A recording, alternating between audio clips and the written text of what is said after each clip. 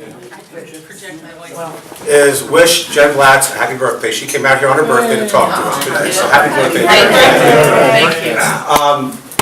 When I contacted Rick Bloomingdale about some right to work for less issues that were coming our way, and he recommended strongly I get in touch with Jen, who's doing a lot of work with the pension, and all these things tie in. Maybe not to you directly this moment, but it will. And it's the old story, an injury to one is an injury to all. If we're not aware of what's going on around us, shame on us. We need to have communications more. I sent out a note earlier today to some of the SEIU and ASPE folks saying that we should really meet much like the building trades do. You know, they meet twice a month and talk about issues that impact the building trade specifically. They know what's going on with new jobs, right, Mr. Riley? Yep. They know what's going on with where PLAs are. They communicate constantly. They don't always agree, hardly. In fact, most of the time they probably don't, but they're communicating, and it's really important that we do the same thing and take their best practice and emulate that and get the government workers in line so you see what's going on with a certain county, you see what's going on with a certain city, with the federal government, or what the postal workers are going through. It's really crucial that we're on the same page all around and knowing what's facing us. So our idea today was to bring Jen here to explain her experience in Wisconsin, what she felt, because really, they're on the doorsteps right now, and they are breaking the hell through.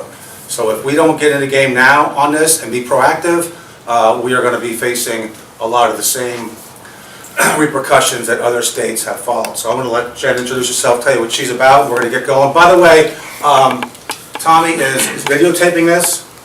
I can email this to you if you like. I can also send the PowerPoint to you if you like. So let me know what your preference is. If you haven't signed in over here, I'll probably know who you are, so I think we're good with that. But rather than kill you with paper, I'd rather give you the option what you want to do. So please let me know what your preference is, and Jen, by all means, thank you for coming out today. Great. Thank you so much, Greg, for inviting me, and thanks everybody for being here. Can everybody hear me at this volume, or should I be a little louder? Is this okay? And I'll try not to stand right in front of my screen here. So if we could, just for my own edification, because obviously I've never met probably anybody in this room, can you just tell me your name and what union you're with? Start with you. I'm Jolene Vitalis, Bethlehem Education Association. Great. Laurie Lebo, Raycoff, PSEM. Bob Krebling, PSEA. Nancy Cassidy, Workers United. Jack Vasulka, Allentown Education Association. Great. Cheryl Santos, ATU, Local 69. Dennis Jorgensen, President, TU, Assistant Secretary. Dwayne Aki, National Association of Letter Carriers, Branch 274. Bob Simons, IAFF, Local 735. Dave Salzer, Bethlehem Firefighters, Local 735. Okay. Mike Beischer, USW, Local 412. Great. Dennis Andrews, USW, Local 14. Okay. James Irwin, ASME 1435. Great. Ed Bates, Operating Engineer, 542. Okay. Bob Riley, Operating Engineer, Local 542. Dennis Howard, Teamster Local 773. Okay. John Clausius, Local 1600, IBW. Jane Beaver, Local 1600, IBW. Susan Joy, Checksfield, Pennsylvania, Vice President of Coalition Labor Union Women, IOTC, Local 200. Frank Robuski, IBW, Local 1600. Okay, so you just sneak in the back there. Rick Doherty. Rick Doherty, I'm with the Lehigh County Senior Center, and I'm chairman of the Lehigh County Democratic Committee. Great. I can't see you, but I know you're back there. Okay, thank you all. This is, We also have Mike Ward, and my- President of IBW Local 1600. Great. Thank you. Thank you. So thank you all so much for being here. This is definitely the most diverse group I have addressed of union members and activists, so this is really great. And I really want to thank Greg for calling you all together today. And the timing is perfect, not because it's my birthday, but because just yesterday the governor officially made all of his intentions known. And fortunately, it isn't going to have to significantly change our strategy and what we're going to do as public sector members, supporters, people in the labor movement, people who care about defined benefit pensions. We really don't have to change the strategy at all. Which is useful, and I also believe it's useful that I would like to believe that the governor really overreached yesterday a lot. That will help us, not only because many of the current employees who are in the state employee pension funds believed that their benefits weren't going to be cut. He made clear yesterday that is absolutely his intention.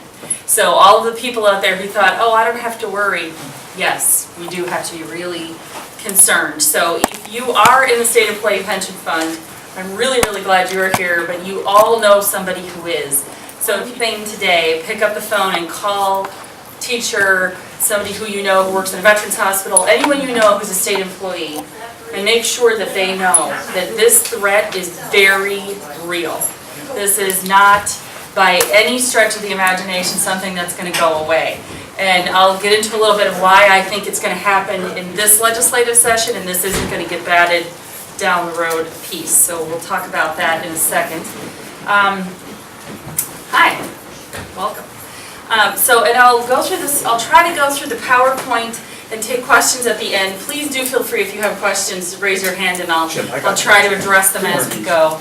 And I think too that one of the things I want to say on the outset is don't be intimidated by the subject matter.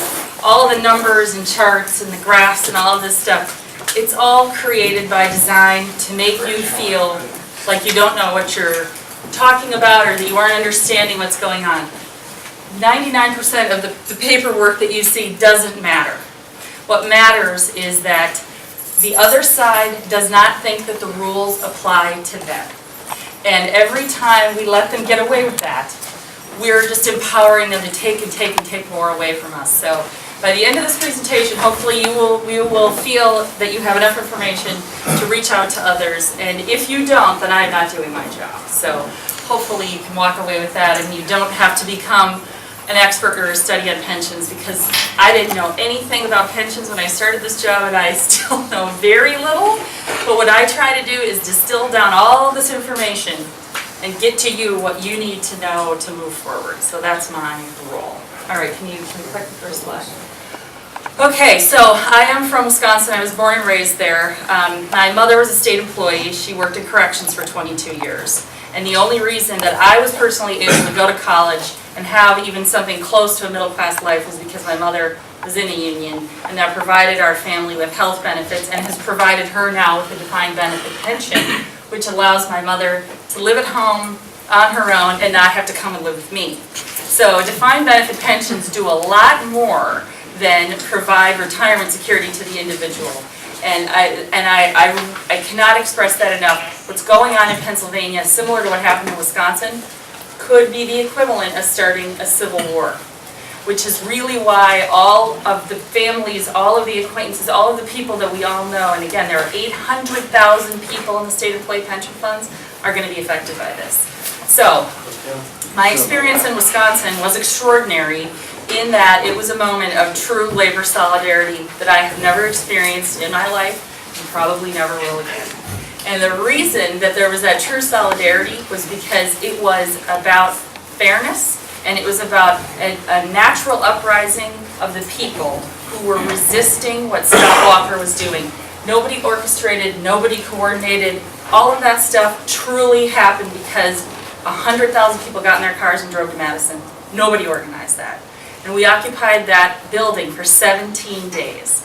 So we fought and fought and fought from February 13th, almost 2 years ago, for months, and well, almost a year and a half actually. We saw the results, but we did learn some stuff from that, and that's what I'm going to try to impart upon you today, because a lot of the playbook will be exactly the same. In Wisconsin it was collective bargaining, in Pennsylvania right now it's pensions, so that's my snarling badger. Our first mistake was leaving the Capitol building. We never should have done that. We submitted to a political process that was set up to fail us. 17 days of this, constant 7,000 people in the Capitol building, almost all the time.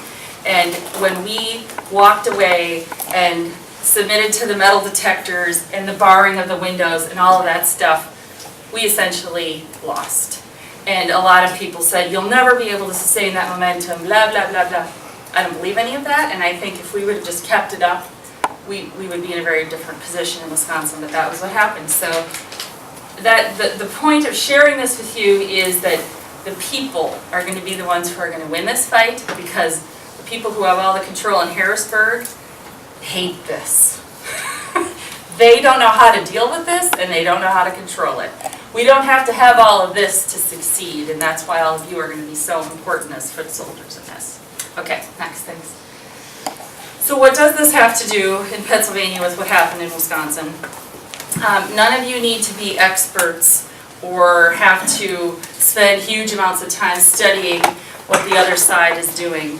But I think we all know that the only thing that stands between people like Tom Corbett and total domination is unions. To make a small pension payment instead of paying what they should have paid. So you all know with your household budgeting, if you suddenly stop paying your mortgage for 3 years and then try to put that back in the balance sheet, that causes a lot of pain. Significantly seen by what was going to happen in 2012, right before the reforms, there was going to be a huge spike in what the individual municipalities were going to have to pay in order to catch up the system. And again, the technicalities don't matter, but it was coming, and it was going to be really ugly, not only politically, but also for the taxpayer, who may or may not have any idea why they suddenly saw their property taxes increase.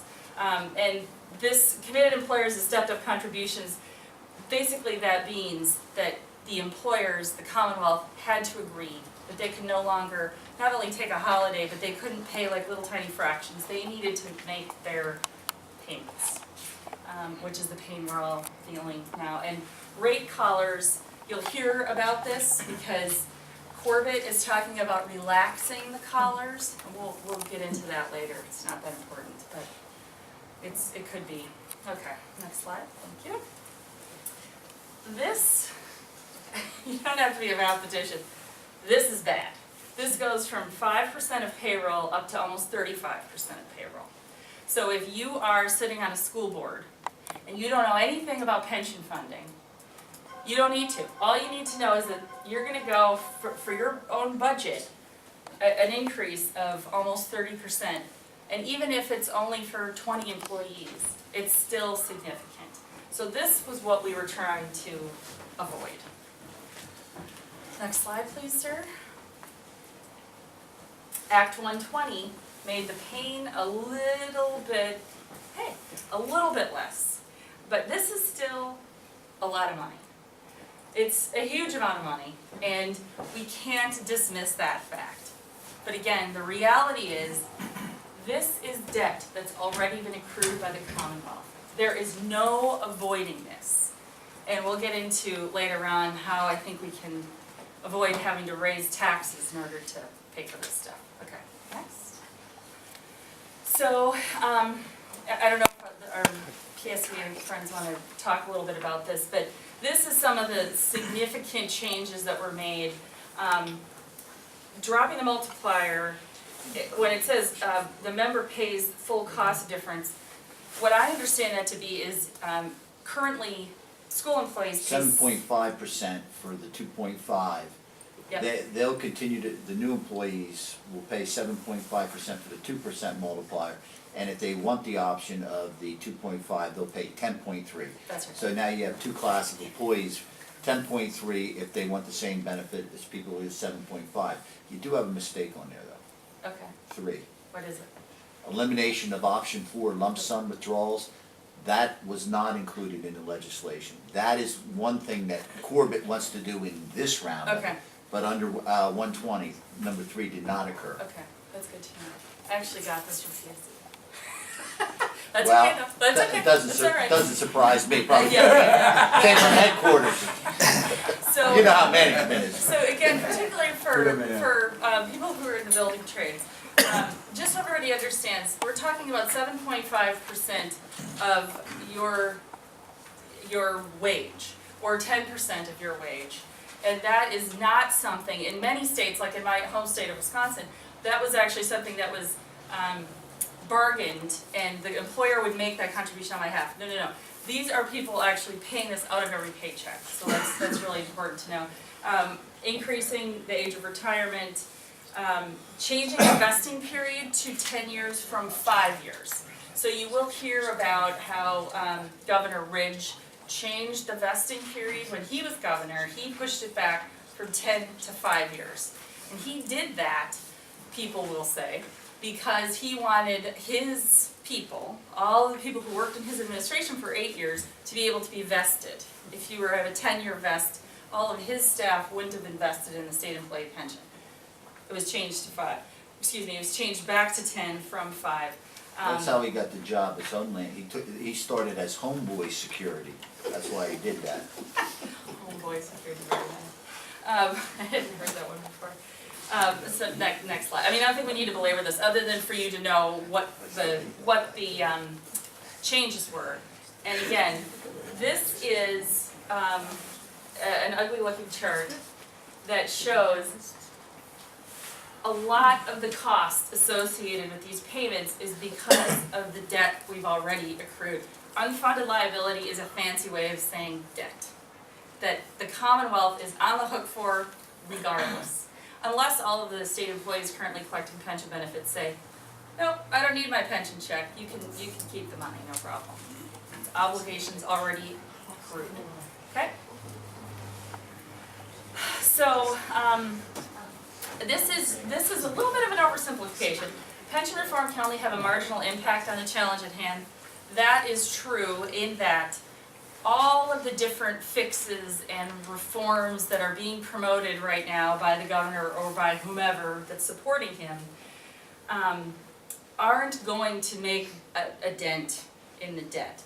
Moving forward, if they cut benefits for current employees, it does lower their obligations and it will bring down the accrual of debt a little bit, but it doesn't make a difference. And in my opinion, it is not worth years and years of litigation and ugly lawsuits to try to figure out if we can save a teeny tiny bit of money. It's just not even worth it. 2010, right as the Rendell administration was leaving and the Corbett administration was coming in, there was a recognition by the public sector union leadership and truthfully by the governor's administration.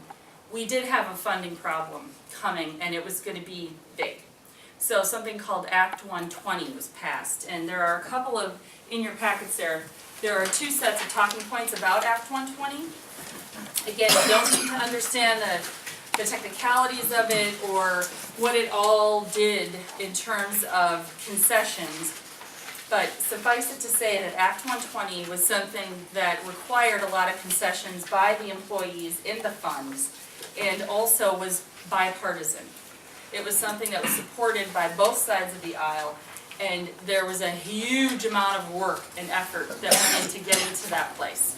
So what it didn't do, fortunately, was replace the defined benefit pension system with a defined contribution system. That was something that was being bandied about. It also didn't create a choice, and we all know in our workplaces, when you have tiers of benefits, it makes it very hard inside the shop. When you've got one person who has this pension benefit and one person who has that pension benefit, it makes a mess. We're trying to avoid that, and we did. And it did reduce benefits for current employees, and it at that time the multiplier, does everybody here have a defined benefit pension? Probably, you're all kind of nodding. Okay, see when I say multiplier, you know what I mean.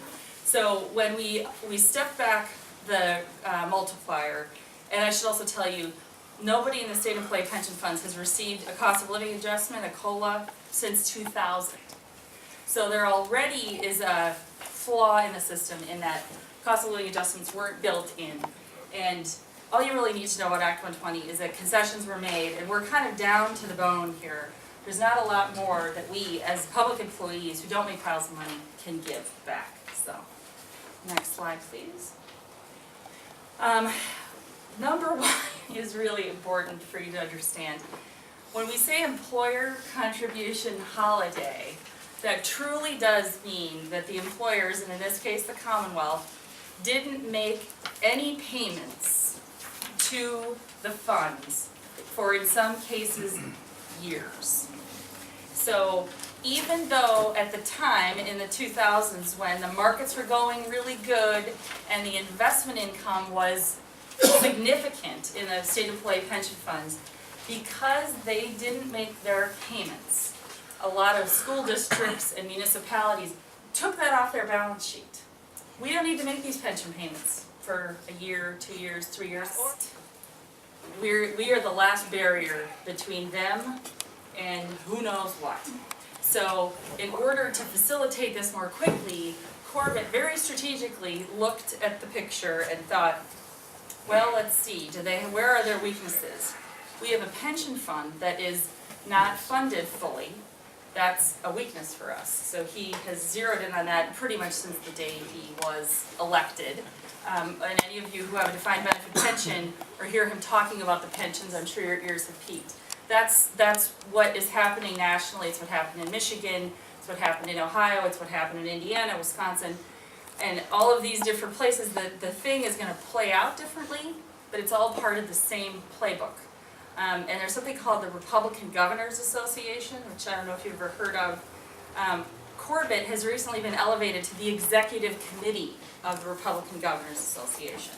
When I first came to Pennsylvania in July, I asked people, because I always thought Scott Walker was pretty bad, maybe not the world's worst politician, but pretty bad. And I said to people, well, what do you think about Tom Corbett? Do you think that he's destined to run for president? Do you think he has further aspirations?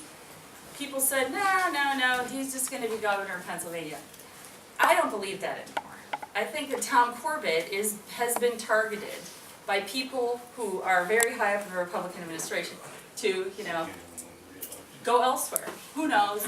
Who cares? The point is, this isn't just about Pennsylvania. This is about a really big agenda that is being driven by very, very, very, very wealthy think tanks and the far right to help elevate him. And this is what they want us to be doing. They want us to be engaging with the public who will say, well, what about my taxes? Suddenly the public is a part of the conversation that really has to do with your collective bargaining agreement. But for anybody who's a public employee, you know your pension is legislated. So the public is naturally going to be involved. And unfortunately, we've done some polling on this, and you all know the vast majority of the public not only doesn't have a defined benefit pension anymore, but they certainly don't understand how they're funded. And they're certainly not going to take the time to try to figure it out. They're simply going to hear a message about the taxpayer and it costs the taxpayers more for union members to have pensions, and then it just sort of unravels from there. So.